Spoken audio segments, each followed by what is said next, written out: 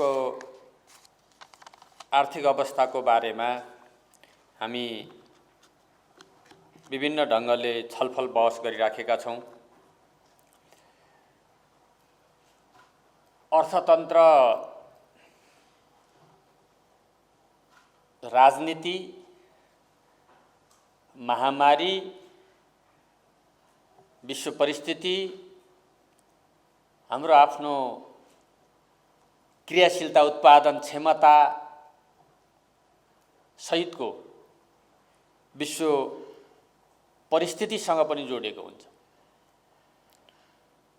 यो कुनै एउटा स्वायत्त स्वतन्त्र क्षेत्र मात्र होइन, समग्र क्षेत्रको अभिव्यक्ति, समाजको, राष्ट्रको मा हुने गतिविधिहरू, महामारीको, वातावरणको समग्र प्रभाव पर्ने भएको हुनाले कोरोनाको लहरसँगै सुस्ताएको विश्व अर्थतन्त्र अथवा सङ्कटग्रस्त नै भएको कतिपय अवस्थामा अर्थतन्त्र अहिले थप त्यसबाट उब्रिन नपाउँदै फेरि विश्वमा देखिएको नयाँ परिस्थिति,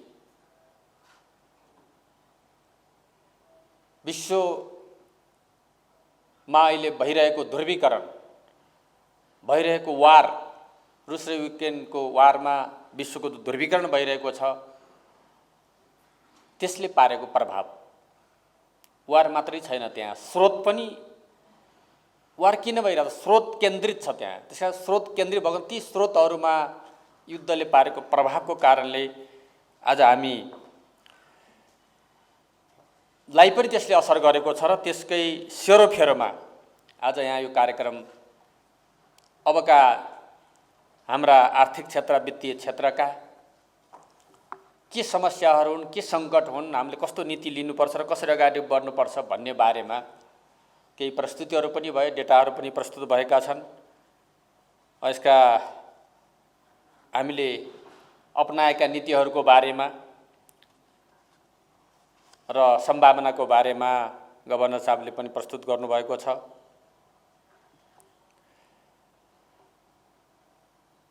यी त हामीले अहिले भोगिरहेको कुराहरू भइहाल्यो। समाधानका केही कुराहरू पनि आएका छन्।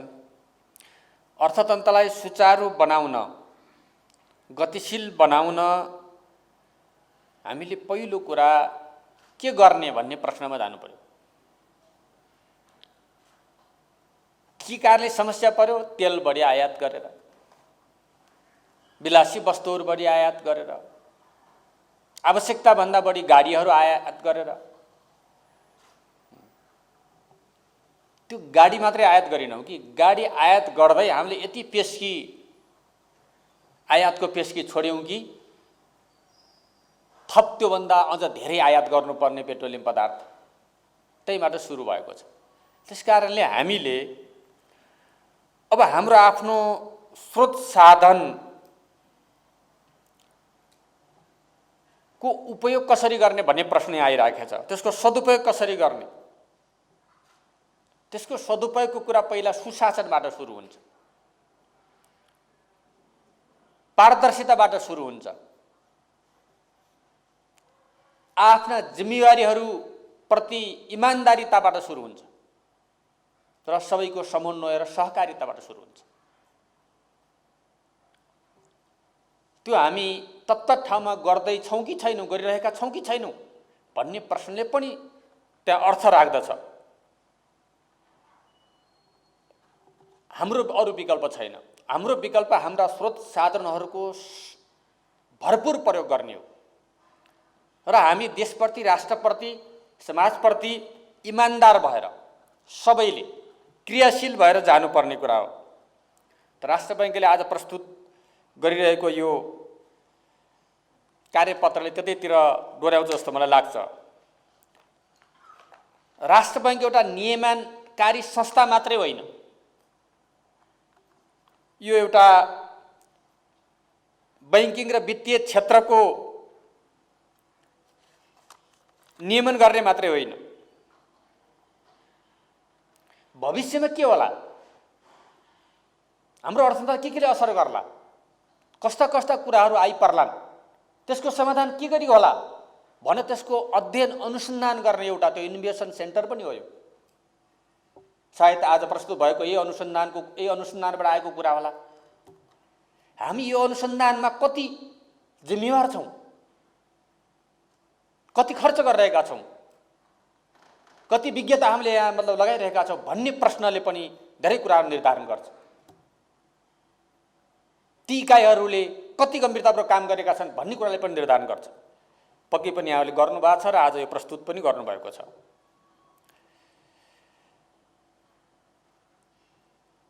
प्रविधिको विकास भइरहेको छ। प्रविधिको विकासले आउने चुनौतीबाट हामी डराउने होइन। प्रविधिको विकास हुन्छ, त्यसले मानव सभ्यतालाई, मानव समाजलाई एउटा सकारात्मक प्रभाव दिन्छ। जहाँ सकारात्मक कुरा हुन्छ नि त्यसको फेरि ठिक उल्टो नकारात्मक कुरा पनि सँगसँगै आउँछ। पछिल्लो समय प्रविधिको विकासले, डिजिटलाइजेसनले, जो डिजिटल एउटा विश्व बन्दैछ, यसले एउटा सकारात्मक प्रभाव त ल्यायो, सँगसँगै नकारात्मक कुराहरू पनि ल्याएर आएको छ। हाम्रो अर्थतन्त्रमा त्यसका चुनौती पनि थपिए। मैले 5 महिना अगाडि यस्तो कुरा आउँदैछ रे भनेर सोधेको थिएँ मैले हाम्रो गभर्नर साहबलाई। 5 महिना अगाडि सोधेको थिएँ। आज आएर क्रिप्टो यस्तो हाइपर फन्ड भन्ने रहेछ भने त्यो पनि थाहा थिएन। यो डिजिटलबाट कता कता पैसा यताउता जाने के विधि आछ अरे भनेको थिएँ मैले, यो नाम मलाई थाहा थिएन। त्यसको चुनौतीलाई हामी सामना गर्न तयार हुनुपर्छ।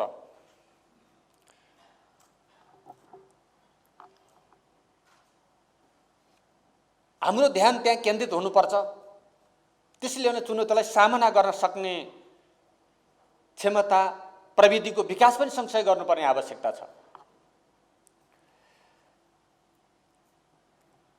अब वित्तीय साक्षरता कुरा, वित्तीय स्थिरताको कुरा, बाह्य क्षेत्रको स्थिरताको कुरा प्रमुख कुराहरू हुन्। राष्ट्र बैङ्कले क्षेत्रमा काम गरिरहेको छ। अघि गभर्नर साहबले कुरा प्रस्तुत गरिसक्नुभयो। त्यसको लागि पनि अध्ययनै चाहिएको रहेछ, त्यसको लागि पनि अनुसन्धानै चाहिएको रहेछ, त्यसको पनि एउटा प्रक्षेपण गर्न सक्ने क्षमता चाहिएको रहेछ। अन्यथा स्थिरता मात्रै भनेर हुँदो रहेछ। के होला त? कोभिड आयो, कोभिड आउनु बित्तिकै हामीले अनुसन्धान सुरु गर्नुपर्ने अवस्था आइसक्यो नि। कोभिड सँगसँगै गरेर के होला, यसको प्रभाव के पर्ला, कहाँसम्म पुग्ला भनेर गहिरो अध्ययन, त्यसले पार्ने प्रभावको प्रक्षेपण गर्दै आफ्ना उपायहरूलाई, टुल्सहरूलाई प्रयोग गर्नुपर्ने कुरा नै रहेछ भन्ने कुरा यहाँसम्म आएका शिक्षाहरूले स्पष्ट गरेका छन्। हामीले शिक्षा लिने कुरा हो, हामीले ध्यान दिने कुरा त्यहाँ छ, त्यतातिर हामीले जोड दिनुपर्छ।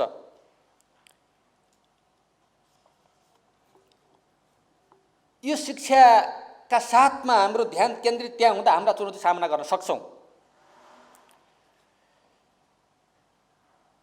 वित्तीय पहुँचको एउटा राम्रो वातावरण बनाएको छ देशभर। फेरि पनि गरिब निभुकाहरूसम्म, पछाडि परेका क्षेत्रसम्म त्यो पर्याप्त छैन, त्यहाँ पुगिरहेको छैन। इन्सुरेन्सको कुरा गर्यो, यसो सहर वरिपरि सुविधाजनक ठाउँमा। लोनको कुरा गर्यो, हुने खानेहरूलाई मात्रै यताउता त्यहीसम्म। विभिन्न हामी सुविधाहरू दियो, त्यो हुने खानेहरूमा मात्रै सीमित, बाटासम्म सीमित। वास्तविक लक्षित वर्गले प्राप्त गर्ने कुराहरू कठिनाइ छन् अझै पनि। सकारात्मक कुराभित्र वित्तीय एउटा पहुँच बढ्दै गएको सन्दर्भमा ती कुरा पनि छन् फेरि जीवित। यसलाई पनि सँगसँगै हामीले अध्ययन गरेर के तरिका हामीले अपनाएर कसरी हामी त्यसलाई सम्बोधन गर्न सक्छौँ भन्ने कुराहरूमा फेरि पनि अध्ययनकै कुरा आउँछ। फेरि पनि हामीले त्यहाँ अगाडि बढ्नुपर्ने आवश्यकता छ। अब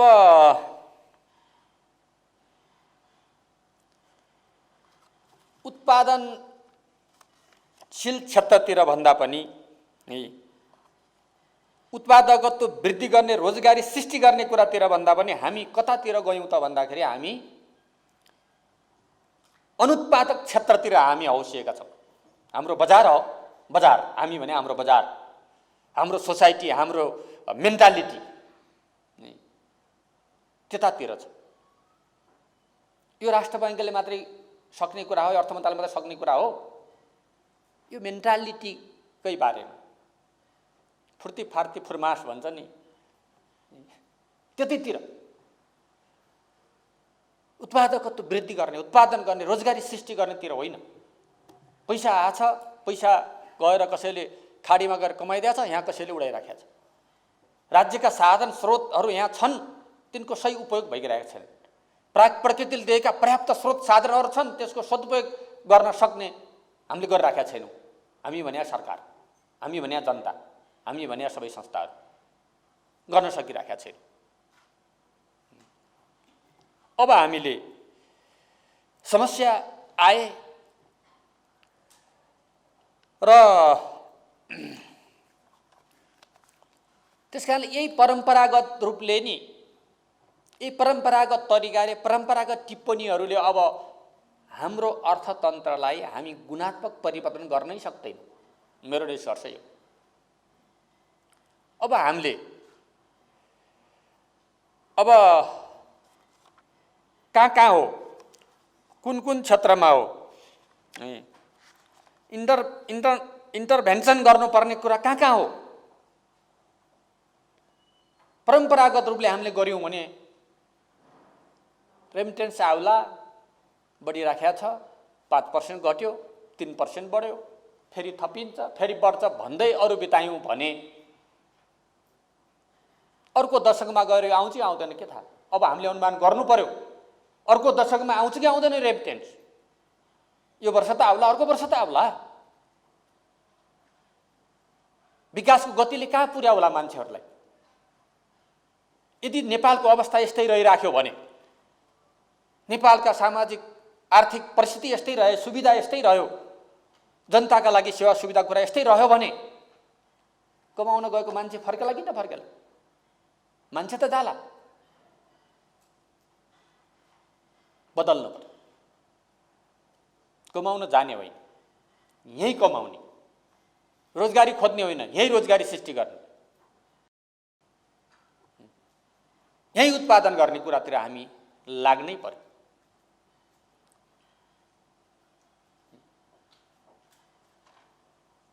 चिल्लो काँक्रो विदेशबाट ल्याएर खाने भन्दा अलिकति बाङ्गो काँक्रो नेपालकै खानु पर्यो। नेपालमा चिल्लो बनाउन सक्नु पनि पर्यो। अन्यथा सामान्य गतिबाट अगाडि जान सकिन्छ जस्तो मलाई लाग्दैन। त्यसकारण यो अहिले जे बहस भइरहेको छ, यो बहस कसैलाई चिन्ताको रूपमा गरेको त्यो धन्यवाद दिन चाहन्छु म। अर्थतन्त्र कतै समस्या पर्ला कि भने चिन्ता गर्नेहरूलाई धेरै धन्यवाद दिनुपर्छ हामीले, किनभने हामी सबैलाई, जनतालाई सबैलाई सतर्क बनाइराखेको छ त्यसले। त्यो ठुलो कुरा हो। कतिपयलाई रहर छ श्रीलङ्का बनाउने, तिनको सपना पुरा हुँदैन। नेपाल र श्रीलङ्काको तुलनै हुन सक्दैन। हाम्रो ऋणको कुराले हेर्नुहोस्, हाम्रो उत्पादन क्षेत्रको कुराले हेर्नुहोस्, हाम्रो विदेशी लगानीको कुराले हेर्नुहोस्, ऋण सहायताको कुराले हामीले हेरौँ, त्यो तुलना हुने कुरै छैन।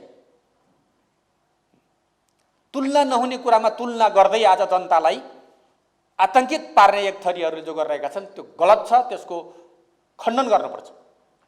अर्थतन्त्रमा फेरि समस्याहरू छ, हामीले पनि भनिरहेछौँ, बदल्नुपर्छ। अब हाम्रो तरिका भन्ने कुरा, यो चिन्ता व्यक्त गर्नेहरू जो छ, चिन्ता व्यक्त गर्नेलाई सलाम गर्नुपर्छ। दुईटा छन् यहाँ पनि तरी उहरू।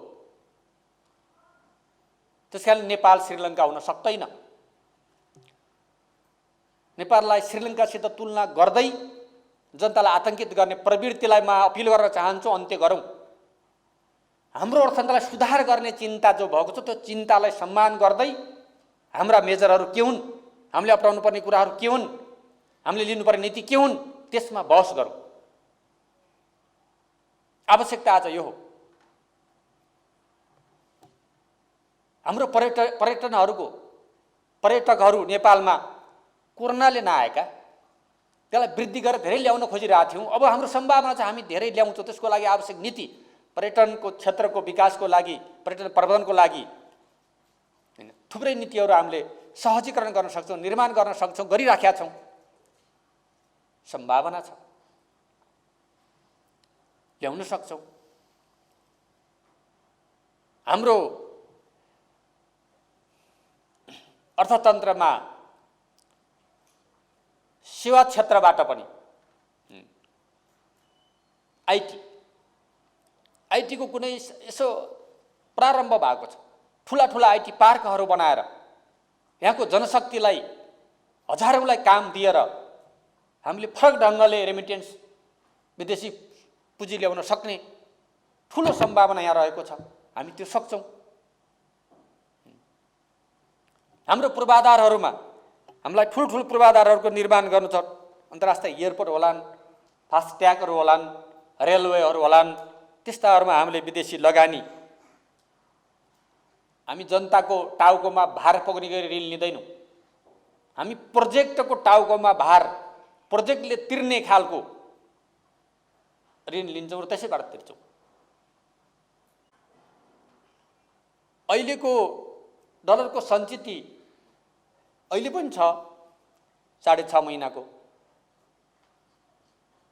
यसबाट तल नझरोस् भन्न हामी सतर्क हुनुपर्छ।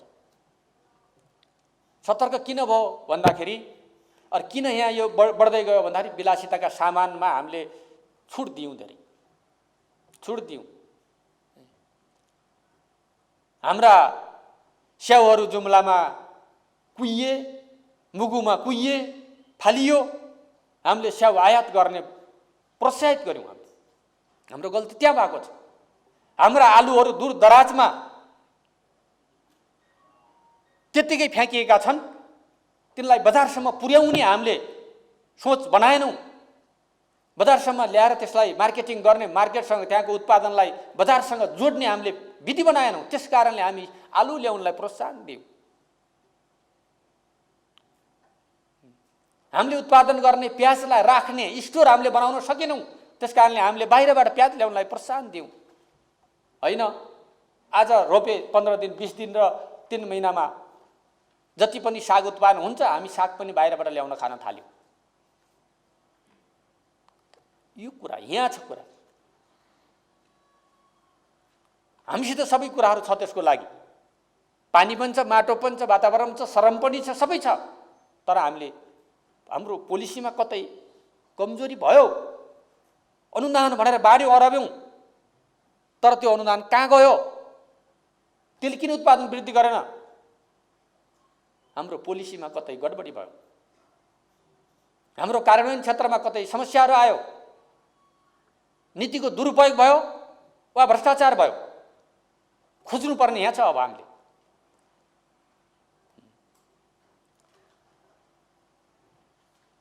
सम्भव हुने कुराहरू, हाम्रा उद्योगहरू, हिजो भएका कपडा उद्योगहरू, धागो उद्योगहरू बन्द गर्यौँ हामीले। अनि कबाट ल्याएर यी बाहिरका हामीले सबै लाइराखेका छौँ, रमाइराखेका छौँ।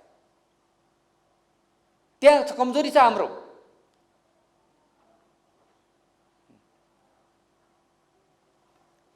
हाम्रा ढाका टोपी यहीँ छन् नि जति पनि। घरेलु रूपमा जनताले गरे त हुँदो रहेछ नि त। तर ठुला उद्योगमा लग्ने बित्तिकै हामीले बन्द गरिदियौँ। यही जुत्ता उत्पादन भइराखेको छ, हामीले विदेशी जुत्ता लगाइराखेका छौँ। मैले पनि लगाइराखेको छु। विदेशी स्वदेशी थाहा छैन, लाछु के हो है। अस्ति केही उद्योगीहरू आए, आफ्नो पनि आलोचना गर्न सक्नुपर्छ। भन्न त मैले मन्त्रालयमा गएपछि यहाँ यो कहाँ बन्या हो है, नेपाल बनाएर राख्नु होला है भनेको थिएँ। बैठक टेबलमा विदेशको सेनिटाइजर रहेछ। उद्योग व्यवसायलाई छलफल गर्न बोलाइयो। नेपालमा सेनिटाइजर छ, अर्थ मन्त्रालयले सेनिटाइजर यहाँ राख्ने भनेर भन्नुभयो। मलाई धन्यवाद भन्न त फेरि मैले इमान्दारी भनेकै थिएँ। मलाई के थाहा, हेरिएन के अरे, लोगो हेर्ने कुरा पनि भएन। किन्ने त अर्थ मन्त्रालय पनि विदेशी रहेछ नि त। हाम्रो मेन्टालिटी, हाम्रो तरिका, अर्थतन्त्र भनेको सानो सानो कुरा जोडेर बन्ने हो नि। थोपा थोपाबाट समुद्र बने जस्तै हो आर्थिक कुरा पनि।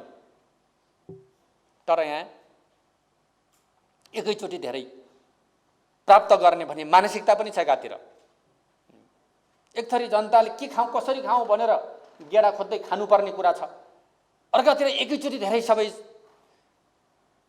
रातारातमा सम्पन्न हुने सपनाहरू पनि छन्। यहाँ हो हाम्रो समस्या। त्यो जनताको त्यो कसरी खाउँ भन्ने जनताको सपनालाई अरे चिन्तालाई अब खान म सक्छु है भने ढुक्क बनाउने कुरा असम्भव, एकैचोटि सबै के अरे छलाङ हान्ने जो कुराहरू हुन्छ आधार बिना त्यसलाई सत्तामा ल्याउने कुरा नै हाम्रो मुख्य आजको कुरा हो। त्यहाँ जोड दिनुपर्छ, हामी त्यहाँ ध्यान दिनुपर्छ। त्यसैले मैले अरू अब हामीले नीति निर्माण गर्दा यी कुराहरूमा ध्यान दिएर हाम्रा श्रमिकहरू बाहिर गएको छन्, विदेशमा ठुलो दुःख गरिरहेका छन्। हाम्रो लगानी बिना उनले ल्याइदिएको पैसामा आज हामी यो राज्य चलिरहेछ, आज हामीले त्यसको हिसाब किताब गरेर राखेका छौँ। उनलाई सेवा सुविधा सहुलियत दिने कुरा भइराखेका छैन, उनलाई राम्रो ट्रेनिङ दिएर पठाउन सकिरहेका छैनौँ, उनलाई राम्रो एउटा पासपोर्ट सजिलोसँग दिन सकिरहेका छैनौँ। यहाँ सच्याउनु पर्यो नि हामीले त। अब त्यो पासपोर्टको लाम त्यहाँ नघटाइकन यहाँको अर्थतन्त्र विकास हुन्छ? हाम्रा समस्याहरू राज्यले आफ्ना संयन्त्रहरूको सुदृढीकरण गर्ने कुरा, नेतृत्वले दृढ इच्छा शक्ति सहित इमानदार साथ काम गर्ने कुराबाट अर्थतन्त्रमा सुधार आउने हो। बाह्य परिस्थितिहरूले असर गर्छ, त्यसबाट अछुत हुँदैन। मैले सुरुमा भने त्यसो गर्दा त्यससित जुझ्न सक्ने क्षमता वृद्धि गर्ने हो। हामीले हाम्रो कोरोनाको बेला मलाई के महसुस भयो भने हाम्रो भूबनौटले दुर्गम अप्ठ्यारो ठाउँ डाँडोमा घर पर एक्लै भन्दाखेरि बरु चिन्ता अरू बेला। जब कोरोनाको महामारी भयो नि ती त सुरक्षित भए, डाँडामा जो थिए नि पलतिर ती त अलग थलग भए, क्वारेन्टाइन चाहिएन तिनलाई। आफै क्वारेन्टाइन थियो, त्यो आफै ती खेतीमा काम गरे, आफै बारीमा काम गरे, आफै भैँसीलाई पानी खुवाए, घाँस काटे, सुरक्षित भए। अनुकूलता पनि रहेछ मैले भन्न खोजेको कुरा। त्यो अनुकूलतालाई हामीले प्रयोग गर्ने हो। त्यसकारण मैले कहिलेकाहीँ सोध्ने गर्छु, राष्ट्र बैंक अर्थ मन्त्रालयको सल्लाहकार हो भन्ने सुनेको हो पनि। कहिले मलाई फोन गर्छन् न, आज त यहाँ के ल ठुलो समस्या भइसक्यो अर्थतन्त्रमा, के अरे त्यो सेयर किन्ने पैसामा क्याप लगाइसकियो, 4,12 गराइयो, किन गराएको भनी प्रश्न सोध्छ। अनि म फर्किन्छु र गभर्नर साहबलाई सोध्छु, के हो यो, के गर्नुभयो हो, के भन्ने हो। मैले जवाब सोध्छु, सल्लाहकारले सोध्नु त पर्यो, सोध्न अन्त कहाँ जाने। कहिलेकाहीँ ब्याज बढ्छ बैंकको, सिओहरूले हामीलाई ब्याज बढाउन पठाइयो, हामी नबढाउने भनेका थियौँ भन्छन्, फोन गर्छन्, गभर्नर साहब किन बढ्यो ब्याज, के भयो भने मैले सोध्छु, सल्लाह लिनै पर्यो उहाँबाट, कहाँ लिने।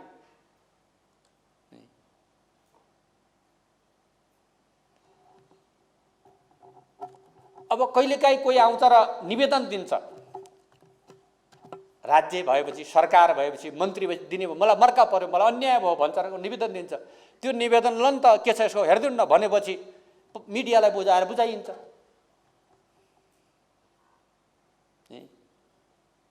हस्तक्षेप गरेर अर्थमन्त्री भनेर ऐन कानुनमा चल्ने हो, चाहे मन्त्री होस् चाहे कोही संस्था होस्। राष्ट्र बैंक चल्ने राष्ट्र बैंक ऐन छ, सरकार चल्ने पनि आफ्ना ऐनहरू छन्, कानुन त्यति हो नि कुरा।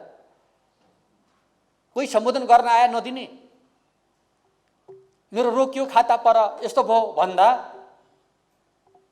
ल के हो त्यो बुझ्नुहोस् दिनुहोस्। फेरि सङ्कट परेको छ आउला अरू भन्ने पनि लाग्ने भयो नि त। त्यसलाई ठुलो विषय बनाएर ठुलो मिडिया खोजेर गोप्य कुराहरू त्यहाँ पुर्याइन्छ किन? यस्तै अनुशासनले हुन्छ? कतिपय सूचनाहरू हुन्छन् रिपोर्ट गर्नुपर्ने रिपोर्ट हुँदैन। बदमासी भइरहेको हुन्छ। एउटा सञ्चालक समितिले बार्गेनिङ गरेको सुनेको छु, आधिकारिक कुरा थाहा छैन मलाई। 30,000 डलर चाहियो भनेर बार्गेनिङ गरेको अरे सञ्चालक समिति सदस्यले। अनि त्यसै सञ्चालक समिति सदस्यले अनि राख्छन्। यहाँ हुन्छ, हाम्रो पारदर्शिता हुन्छ। यस्ता कुराहरूमा हामीले ध्यान दिनुपर्छ। यस्ता कुरालाई हामीले सच्याउनुपर्छ। अब अहिले मैले बुझेको त के हो भने यो डलर सलरको बारेमा मैले त धेरै बुझाएको छैन, तर मैले भने मानव बेचबिखन गरे ल्याउन पाइँदैन, आतङ्ककारी क्रियाकलापको ल्याउन पाइँदैन। त्यसपछि साइटिस ल भनेर चाहिँ के अरे उसका गैंडाका के गरेका नि भनौँ वन्यजन्तुका बेचेका गर्न पाइँदैन। लागु औषध पाइँदैन, हात हतियारवाला पाइँदैन। यो बाहेक अरू त ल्याउन पाइन्छ भन्ने बुझ्या हुनाले त्यो ल्याउन पाइन्छ होला भनेर भनेको। नपाइने त्यो पाइँदैन भनिदिनु पऱ्यो नि त मलाई। यो कारणले पाइँदैन भनिदिनु पऱ्यो नि त। पत्रिकाबाजी गर्ने दिनु पऱ्यो नि त। यो कारणले यो हो भन्नु पऱ्यो नि त। आफ्नो आफ्नो मर्यादा, आफ्नो मान्यता राख्नु पर्दैन सबैले आफ्नो ठाउँमा। अनि त्यहाँको प्रवक्ता हो कि को कसले अनि प्रतिक्रिया दिएर मन्त्रीले यसो गरेकै हो, त्यो गरिने मानिँदैन, मैले के भयो? त्यही हो तरिका, यही हो अनुशासन। आफ्नो आफ्नो अनुसार, मेरो पनि होला मेरो ठाउँमा अनुशासन, सबैको हुनु, संस्थागत अनुसार हुनु पर्दैन। देशमा पैसा आयो, डलर आयो भने घाटा लाग्छ भन्ने नबुझेको कारणले है। अनि यो सोध्न कहाँ जाने?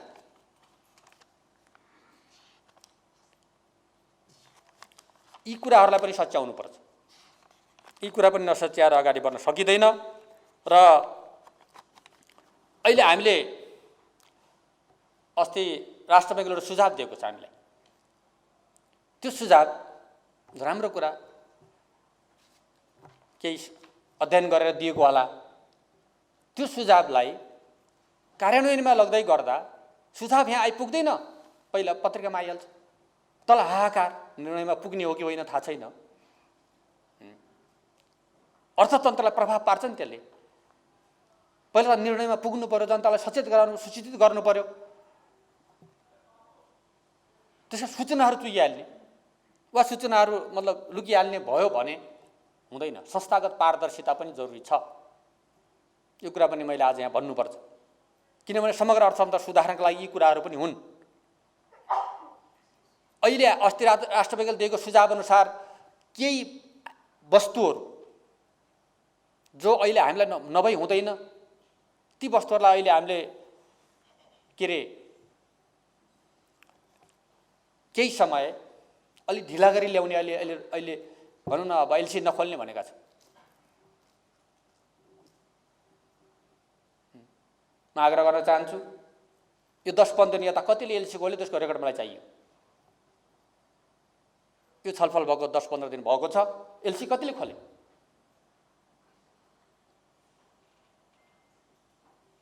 यो त निजी क्षेत्रलाई पनि हामीले साथमा लिएर गर्ने हो। राष्ट्रिय पोलिसी निर्माण सहजीकरण गर्ने हो। तर यी समस्याहरूलाई हामीले समाधान गर्नुपर्छ।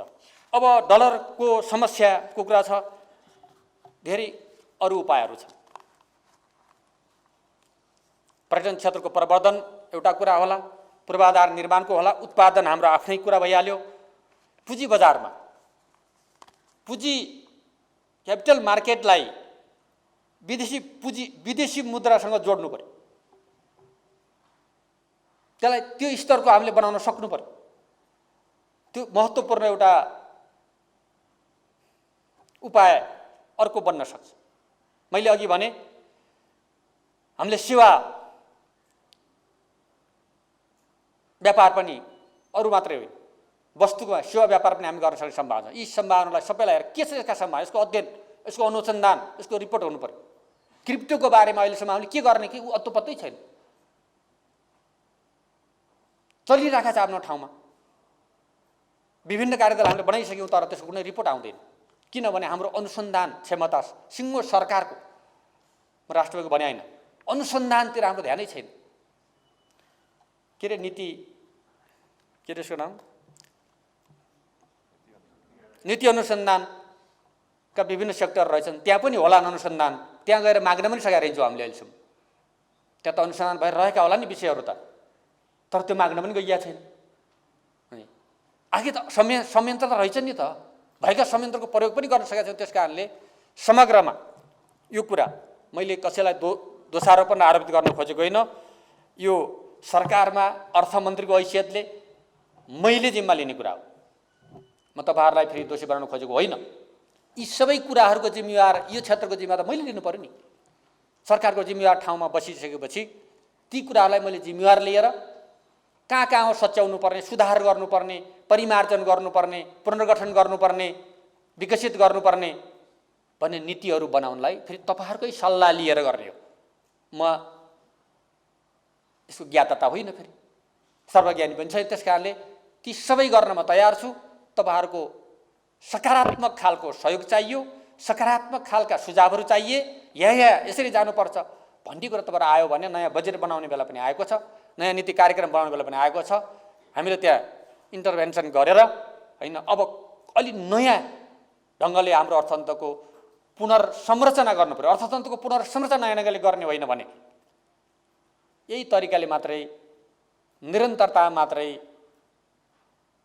हामी ठेक्न सक्दैनौँ। त्यस कारणले सम्भावना पर्याप्तै छन्। मैले हेर्दा त म त धेरै उत्साहित छु। एकातिर यो सकिन थाल्यो भन्छन् नि, मैले त्यो सकिन थाले त्यो विकल्प खोज्दै जाँदा झन्झन राम्रो विकल्प भेटिन्छ। त्यसलाई प्रयोग गर्न सक्यो, त्यसलाई प्रयोग त्यो नीति बनायो भने त्यहाँ पनि सम्भावना, वहाँ पनि सम्भावना, त्यहाँ पनि सम्भावना देखिरहेको छ। तर ती सबै सम्भावनालाई प्रयोग गरेर एउटा नयाँ राष्ट्रिय सङ्कल्प साथ जाने कुरा नै हाम्रो मुख्य कुरा हो। यो आजको यो कन्फरेन्सले यहाँ प्रस्तुत भएका विचारहरू दिनभरि धेरै छलफलहरू होला, यहाँ त्यतातिर यस्ता उपायहरू निकालेर एउटा नेपाल सरकारलाई सही मार्गदर्शन गरोस्, फिडब्याक दियोस् भन्ने अर्थमा यसको पूर्ण सफलता कामना गर्दै बिदा हुन्छु। धन्यवाद।